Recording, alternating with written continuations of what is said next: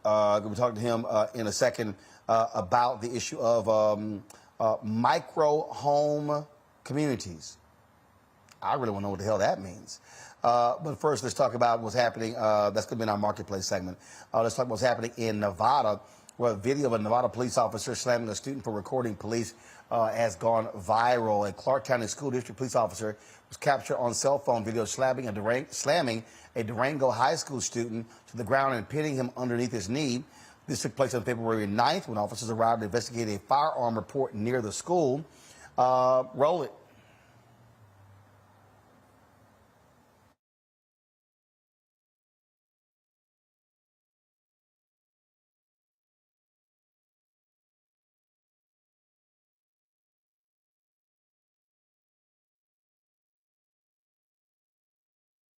You want next, dude?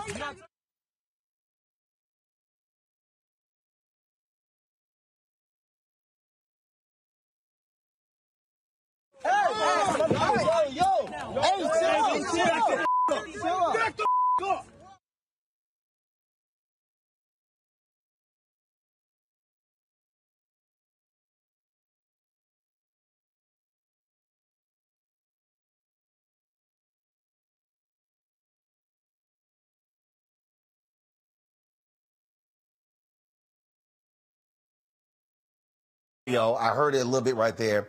Of course, following the incident, the school district launched an investigation. Clark County Superintendent called for a complete review of the police department's use of force policy. Joining us now is Athar Hasebullah, I hope I'm pronouncing that correctly, Executive Director of the ACLU in Nevada. They've been quite vocal about this incident and holding the officers accountable. So, Athar, I'm trying to understand here. Were these officers that were in the school or officers that arrived at the school? Did it happen at a school or was it near a school, this so-called firearm report near the school? Hey, thanks for having us on, Frat. Alpha Phi Alpha all day. But this incident specifically happened outside of a school. And in Nevada, we have school police. So we have separate police departments here. One of the police departments that exists in Clark County is the Clark County School District's police department. So CCSD police, they have jurisdiction over certain elements related to incidents in school. This whole entire notion of a firearm is what the district put out afterwards. I think it was done to clean up. We still have no idea what they're talking about. In terms of a firearm, none of our, we're actually representing two of the students that were shown being assaulted by Clark County School District police there. And the firearm story, who knows? I know our clients did not have any firearms. There was no basis to even stop them, let alone attack them. We're disgusted by the fact that the district, first, these officers and the officer most prevalently that slammed one of our clients to the ground, is still employed, and the district attorney's office hasn't even bothered to investigate this yet. So we have called for that officer's termination, and we've called for the DA's office to investigate this as they would any incident of assault. I mean, what is strange here, again, you're seeing how these police are responding, and it's just, it always just keeps happening where, look, how they respond in these school situations in very much a very violent manner. I mean, again, dragging this person, slamming their head, and their head is nearly under the base of the car. Yeah, and it's a child. That's the thing, is that anytime it's a white kid who's 19 or a young adult, they'll refer to him as a child. And these are students who are at the very beginning of their high school careers, and they're being assaulted by police. And what happens when we see students like this assaulted? I mean, this is an assault on video. Where is our district attorney? ACLU is not the district attorney. We're here to seek justice, and we'll do that through civil means. But where is our district attorney? They have the ability to investigate this. They gave a statement on Friday after pressure from our office and from the NAACP here, where we called for the DA to investigate this. And their response was, if the Clark County School District police refer this for prosecution, they'll look into it. So basically, refer yourself for prosecution, and we'll look into it, which has never been the legal standard. It's never been the legal standard. There's no courage out of that office. They need to speak up and do something. Certainly they have the time to prosecute kids for, holding a dime bag of cannabis, or for missing school, or, parents involved in a domestic squabble. But when it comes to a vicious assault that's recorded on video, where school police are attacking a child, there's no courage to stand up and do anything about it. That's what we continue to see all the time, DeMario, where trying to hold cops accountable, and you're dealing with DAs who, frankly, are in bed with them. Each and every day, they make cases based upon the testimony of officers. So it's an inherent conflict of interest, something that we have fought for decades, trying to take the prosecution of police officers, or even the investigation of police officers, away from themselves, the police, and away from the DA's officers that work with them each and every day. You don't have to even be a corrupt person to have a difficult time investigating or prosecuting individuals that you work with. So it just makes our system, again, not an equal justice under the law, because these are friends of each other. I couldn't tell specifically on that video what the officer alleged the young man had done, but based upon what I saw, it appeared the young man just had a video, and it actually appeared he was walking away from the scene, and the officer ran up on the young man and grabbed him and put him on the ground. So I don't know what the issue is there for why that happened. I'm glad to see the ACLU is on board to try to get their family, as the executive director said, some civil justice. But civil justice is not criminal justice, and criminal justice can only come either from the DA's office, or I don't know how they do in Nevada, maybe the state attorney general's office can pick up and press charges. And of course, the DOJ could come in. If we had a more robust DOJ, if we had the type of funding for the DOJ Civil Rights Division that we give for, like, for instance, Ukraine, where we say we'll stand with them forever and we'll do whatever they need, and we've already sent them $100 billion. If we could get maybe 10% or 20% of what's been sent to Ukraine for enforcement of civil rights, where the Civil Rights Division can come out and prosecute these type of malicious, vicious attacks on young people and black people and innocent, unarmed people, maybe we can move towards that equal justice under law that we've been talking about all day on this show. So, DeMario, you're saying that the current DOJ is not doing that? I'm saying the current DOJ is not doing enough, right? Because the current DOJ is under-resourced, it's understaffed, it's underfunded. The DOJ Civil Rights Division is very underfunded. We need double, triple the amount of resources and lawyers and investigators for the civil rights violations that happen all over this country. See, the fact of the matter is we see these type of videos. We see what happened to Brother Tyree Nichols or in Memphis, or what happened to George Floyd. But the reality is that that's happening each and every day all over this country. And many times people don't have the luxury of having someone videotaping it. And they don't have the luxury. Even there are many police departments in this country that don't have body cam or dash cams. And these things are happening each and every day to people in our communities. And because these local police departments, they're not going to investigate themselves. The local prosecutors, they're not going to prosecute unless there's tremendous public outcry. But look how much energy it takes to have the type of outcry that we have in Tyree Nichols or Ahmaud Arbery or Botham Jean or any of those cases. That's just a fraction of what actually happens. But if we had a robust DOJ, a civil rights division that was properly staffed, properly funded, that could go out and bring the charges that are necessary across this nation, we could possibly have equal justice under the law. Until that happens, it will not be a reality. It's what you say, Roland, all the time. You got to have funding for black media. You got to have funding to fight these white supremacists. Yeah, no, I understand that. What I'm saying is, again, there's a difference between saying increase funding and they're not doing it, meaning more needs to be done. What we actually have here, Thar, is a DOJ that's been far more aggressive than, frankly, the Obama DOJ was. No question about that. There's no question they're far more aggressive, but it's still scratching the surface. DeMario, I'm asking Thar. Thar, go ahead. I would say that look, they have taken on more cases. I don't know that that's been enough, right? We've had DAs on occasion across the country who have taken on cases.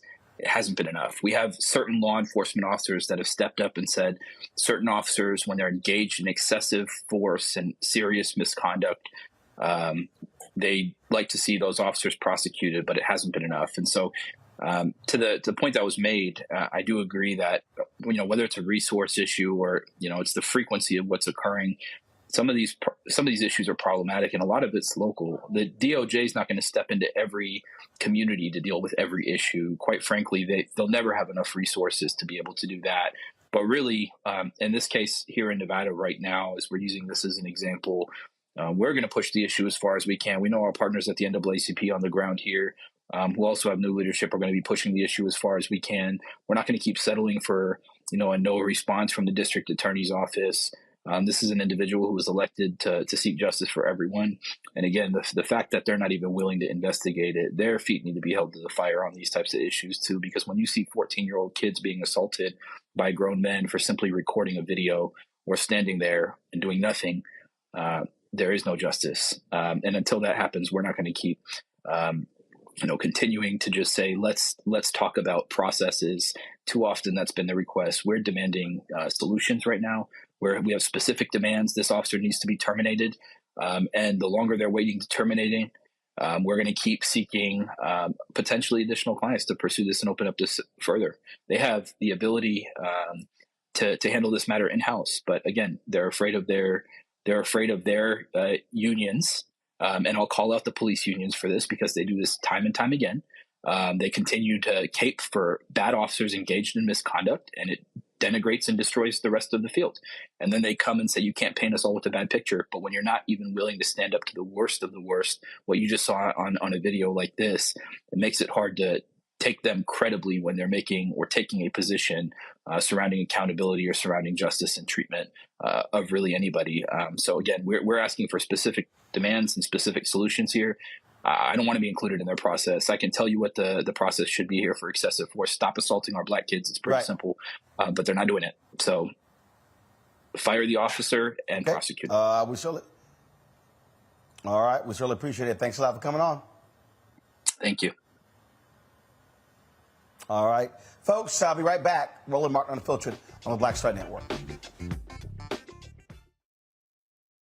When you talk about blackness and what happens in black culture, we're about covering these things that matter to us, speaking to our issues and concerns. This is a genuine people-powered movement. There's a lot of stuff that we're not getting. You get it, and you spread the word. We wish to plead our own cause. Too long have others spoken for us. We cannot tell our own story if we can't pay for it. This is about covering us. Invest in black-owned media. Your dollars matter. We don't have to keep asking them to cover our stuff. So please support us in what we do, folks. We want to hit 2,000 people, $50 this month, raise $100,000. We're behind 100,000, so we want to hit that. Y'all money makes this possible. Checks and money orders go to P.O. Box 57196, Washington, D.C. 20037-0196. The Cash App is $RM Unfiltered. PayPal is R Martin Unfiltered. Venmo is RM Unfiltered. Zelle is Roland@RolandSMartin.com.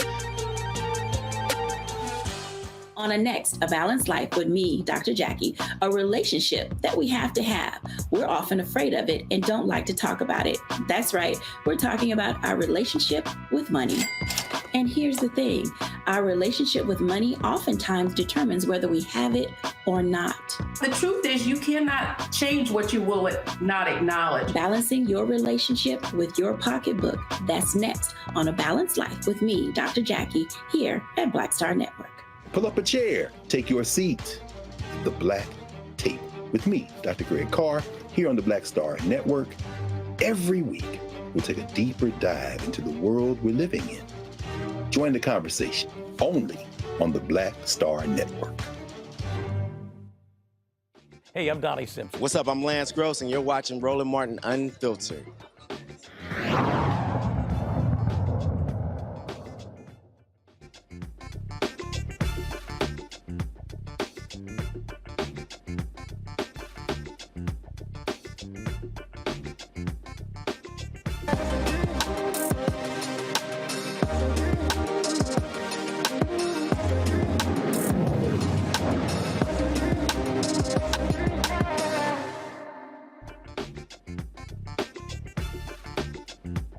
As I said, come on. I said, folks, we're talking about this issue of housing and micro home ownership. Pretty interesting concept here. There's a community in Atlanta area called the Booker T. Washington. It's called the South Park Cottages. Atlanta's first black-owned micro home community. Joining us right now is the founder and CEO of Techie Homes, Inc. Of course, Booker T. Washington. So I'm trying to explain this to me. What's a micro home? A micro home, Roland, and first, thanks for having me on the show. But a micro home is just, in its terms, just a smaller home. We've all lived in a home of different sizes. I would say many years ago or decades ago, we lived in much smaller homes that are 800 and 900 square feet, more than we live in homes that are larger sizes now. And so what my organization, Techie Homes, has done is inside of urban metropolitan areas, and Atlanta is just one city of many that's affected by rising rental prices, rising home prices, and rising cost of living, that we've outpaced, especially for minorities who are already trailing behind in home ownership, an opportunity at home ownership. It's almost now that you don't even have a choice at home ownership in certain metro areas. It's either to be gentrified out of that area and being forced to rent because there's no home of good quality or new construction that would fit your budgets. And so, my organization, Techie Homes, created this community, South Park Cottages, here in College Park, Georgia, outside of Atlanta, for that distinct purpose of providing some form of accessible and affordable home ownership. So you're talking about homes that, first of all, what are the sizes of these homes? The sizes of our homes range from 400 square feet to 630 square feet. And the reason that we define them as micro homes and not tiny homes is because the average tiny home goes up to 300 square feet and predominantly is on wheels or some form of transported foundation. But these micro homes are all foundation, no different than maybe the home you're sitting in right now, and built in the same construction type from standard construction build. The difference is because of the cost of construction to the developer and to the price of the homeowner, which ranges from $180,000 to $220,000, and an average mortgage being $1,400 or $1,500. That is a much better option than renting at the average rent of Atlanta, which now exceeds $2,200 for a one-bedroom apartment. Interesting here. Mustafa, you're a big-time environmentalist. What do you make of this? First of all, Booker T. Washington, man, thank you so much for being here with us. Could you talk a little bit about the materials that you all use? Because, that plays a role also if a home is smaller in the resale value, because we know we're always trying to address the black wealth white gap that exists in our country. So could you talk a little bit about the tech and what's in the space? Yeah, absolutely. I'm actually sitting in one of our micro homes right now. The home I'm sitting in is 630 square feet. They're built in modern design, and they're built in, I would say, an above builder type of grade build than most homes. Our homes are outside cladded with cement board siding. They're built in a stick-built frame. They have 10-foot ceilings. They have farmhouse sinks and granite countertops. They feature one loft and one bedroom loft homes, and feature, ceramic tile and all of the modern fixtures and recessed lights that you have in any standard or luxury built home. The big difference is that we reduce the square footage and expand the living space and experience space for the homeowner, allowing them the opportunity to own a piece of real estate at the same price or lower than they would renting. And we can do it in a small area in these infill lots and abandoned and vacant houses. We can tear them down and put 20 homes in a 2-acre area, which is better than putting up an apartment where the minorities are being forced to live and not have home ownership, decreasing their opportunity to grow in wealth and grow in prosperity. Candace. Yes, sir. Okay, so I did some research on your organization, and one thing that I liked about it is that it's all Black, and it's all everybody working together in partnership, because they always try to say that Black people can't work together, and clearly this is what's. So the vibe that I'm getting here is the Black Wall Street vibe for some reason, but by me living in Texas, and our cost of living is totally different compared to up north, because I currently live in a 6,400 square foot home, and I'm only paying $1,200. So how would that work coming into Texas? Because I'm gonna tell you now, nobody in Texas is not gonna pay that amount. So how would you maneuver that? But our product, and thank you for that, and by being all Black developed, this community and this development, which is a multi-million-dollar development, we developed by crowdfunding. We developed by going to social media and talking and asking people that look like us and that connect with us that we wanted to build this type of community. Now, there are more rural spaces and there are urban and metropolitan spaces. This type of community much more fits in a metropolitan and urban space, because in a rural space, there will be larger homes at a much lower price. So, for example, the average 1,200 square foot to 2,000 square foot home in Atlanta, inside of the major metro Atlanta area, new construction will cost you close to $500,000. Now, to afford that house, you have to be making, or a household has to be making, close to $125,000 to live. Now, for minorities who predominantly work in urban areas and more labor jobs or jobs that incomes are under $60,000, if you're not building a home that fits their cost of living, how would they ever be able to afford a home unless they move outside of the area they work in? And if they move outside the area they work in, then you predominantly are putting more stresses on that household and more stresses on their income, which makes the equity gap and the wealth gap go farther and farther apart. The only ethnic group to decline in net worth over the pandemic were Black folk. And the main reason why is because incomes went up, gentrification went up, rents went up, investor home buying of single family and density housing went up, and they moved out Black people more and more out of urban areas. You can say that about Chicago, Atlanta, LA, Miami, and in the course, New York, of course, but that's just where we are. I got literally 45 seconds. DeMario, quick question, quick answer, go. Man, Booker T. Washington, I love the name. Went to Booker T. Washington High School. Appreciate the work that you're doing. It's really amazing to hear. Tell us more about the crowdfunding, how that works. How does that work? So the way we crowdfunded is in this institution of development and real estate, there's always heavy capital needs. And so we wanted to prove a point that our community, which has over $1 trillion of disposable income as Black folks, where we spend more of our consumer dollars on material things than other ethnic groups, we wanted to showcase that our ethnic group and others can combine and from their own pockets and small amounts of money do big things. And that's how we created the first ever micro-built community that is a $6 million community that sold out in under 30 days. All right, then. Booker T. Washington, I appreciate it, man. Thank you so very much.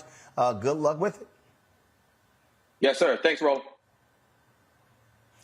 DeMario, Candace, Mustafa, I surely appreciate it. Thank you so very much for y'all joining us on the panel today, folks. That is it for me. Don't forget, download our app, Apple phone, Android phone, Apple TV, Android TV, Roku, Amazon Fire TV, Xbox One, Samsung Smart TV, and, of course, support us by joining our Bring the Funk fan club. Check your money orders. Go to P.O. Box 57196, Washington, D.C. 20037. You can also contribute via PayPal, Venmo, Cash App, or Zelle. Folks, I will see you tomorrow right here on Roland Martin Unfiltered on the Black Star Network.